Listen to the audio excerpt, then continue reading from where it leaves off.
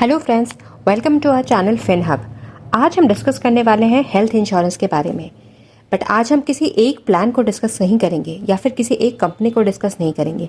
आज हम इंडिया के सारे इंश्योरेंस प्रोवाइडर्स जो हैं, जो हेल्थ इंश्योरेंस प्रोवाइड करते हैं, उन सब के ऊपर एक नज़र डालेंगे और आपको थोड़ा गाइडेंस देंगे कि आप कैसे चूज़ करें कि कौन कौन सी कंपनी आपको अपनी कंसिडरेशन में रखनी चाहिए और किन बातों का आपको खास ख्याल रखना चाहिए।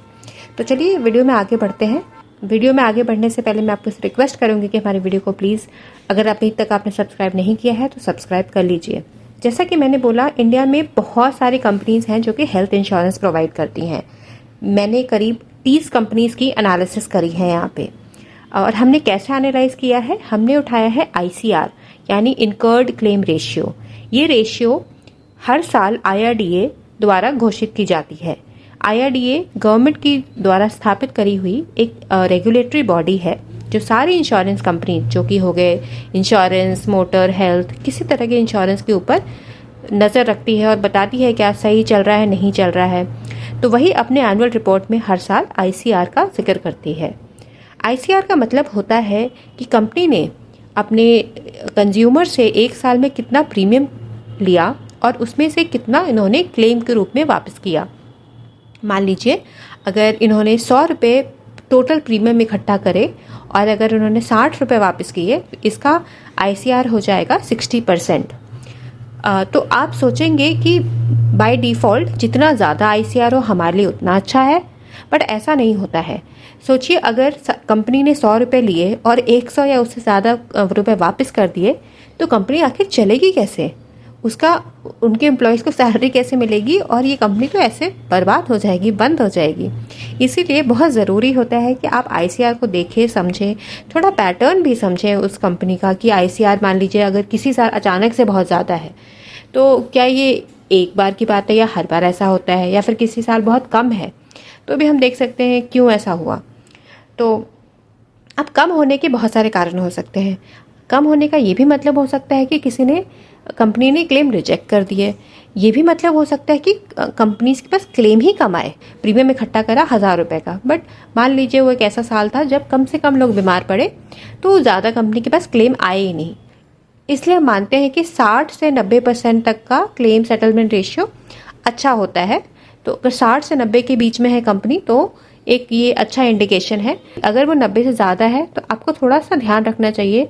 आपको देखना चाहिए कि पिछले साल कैसा रहा, उसके पिछले साल कैसा रहा, कोई पैटर्न तो नहीं है। और अगर 60 से कम है तो भी आपको थोड़ा ये देखना चाहिए कि उस साल सारी कंपनीज का मिला जुला के कैसा सेटलमेंट रेशियो रहा है और उसके हिसाब से क्या हुआ। तो जैसा आप स्क्रीन पे देख सकते हैं, मैंने बहुत सारी कंपनीज का एनालिसिस किया है। तो चलिए अब इसमें वन बाय वन सबको देखते हैं।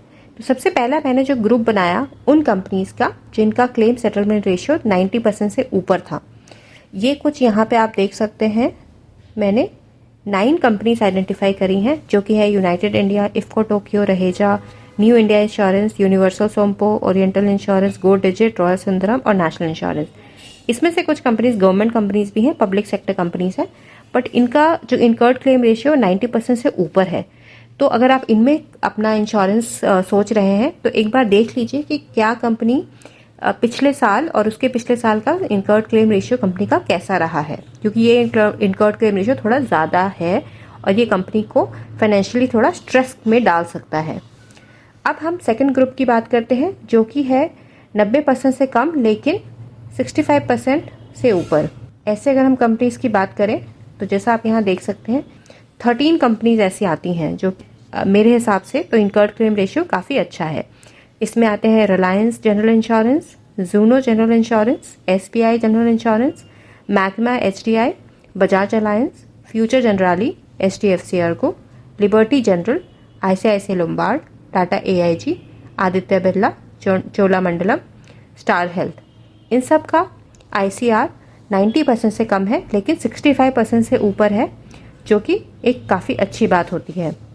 अब उसके नीचे अगर हम आए तो ये कुछ कंपनीज हैं जो बिल्कुल एज पे रह गई हैं, जो 50% से तो ऊपर हैं बट 65 से नीचे हैं, जैसे कि Manipal Cigna, Navi general, Kotak Mahindra, Niva Bupa, care health और एको जनरल। इनका ICR रेशियो जो है वो एवरेज से 65% से कम है, बट 50% से ऊपर है, तो आप इनको भी कंसीडर कर सकते हैं। बट देख लीजिए इनका पिछले साल का ICR कैसा रहा है। कुछ कंपनी 50% से नीचे में भी आ रही है, जो कि है श्रीराम जनरल। इसको मैं थोड़ा सा रेड फ्लैग देखूंगी, क्योंकि ये 50% से नीचे है। तो ये सारी कंपनीज का फुल एनालिसिस है ICR एक बहुत इंपॉर्टेंट डिसीजन फैक्टर हो सकता है आप के लिए जब आप हेल्थ इंश्योरेंस चूज़ करते हैं, बट ये अकेला है इम्पॉर्टेंट फैक्टर नहीं है। आप अपने जो भी इनमें से कंपनी चूज़ करते हैं, मान लीजिए आप 3 या 4 कंपनी चूज़ करिए, अपने रिक्वायरमेंट के हिसाब से उनके प्लान को डिटेल में समझिए और फिर एक डिसीजन लीजिए कि आपके लिए कौन सा हेल्थ इंश्योरेंस ज़्यादा बेहतर रहेगा। अगर आप चाहते हैं कि हम किसी पर्टिकुलर प्लान या किसी पर्टिकुलर कंपनी को डिटेल में समझाएं, तो आप नीचे कमेंट में डाल सकते हैं और हम उसको टेकअप कर लेंगे।